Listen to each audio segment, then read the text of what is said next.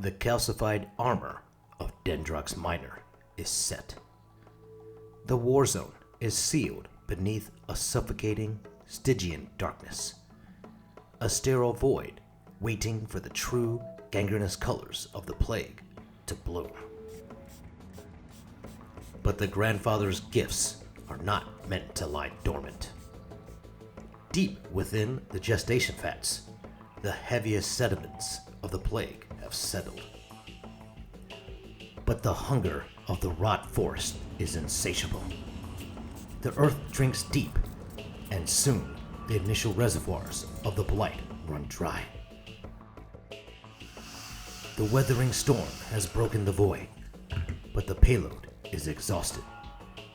The deepest ravines and jagged undercuts still thirst for corruption. The lingering ghost of this first strain is not enough. A new contagion must be born. A darker synthesis. We turn to an ancient alchemical ritual, first recorded 7 cycles ago by the master artisans of the black magic craft. We must forge a heavy shadow blight, a concentrated toxin laced with the sickly, bruised greens of a festering wound. The thick, earthen sludge has grown stagnant. To awaken the contagion, it must be violently agitated. The first storm merely dampened the earth.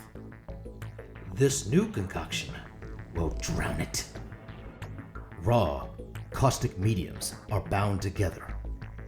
Ink and fluid fuse into a suffocating heavy wash. This second wave is not a wild, untamed storm. It is a targeted infection. Applied with surgical malice, we do not spray this blight blindly. This heavy wash is driven deep into the darkest hollows. It pools in the jagged undercuts of the rock. It seeps into the shattered bark. Where the dark primer created an artificial void, this ichor replaces it with concentrated rot. The shadows are no longer just an absence of light. They are physical, festering cancers. The pallor of Plaguebearer flesh and rancid bile, clinging to the deepest crags, drying into a permanent, malignant veil. A relentless, kinetic fury stirs the dormant hyperphage, blending the heavy filth back into a lethal, liquid corruption. Once awakened, the payload is unleashed. A virulent, choking mist blankets the blighted stumps and necrotic cisterns. The dead wood and blistered rock drink desperately from the toxic downpour. The spray floods the deep, carved recesses, staining the black crust with a slick, fevered humidity. Centuries of festering rot are applied in seconds.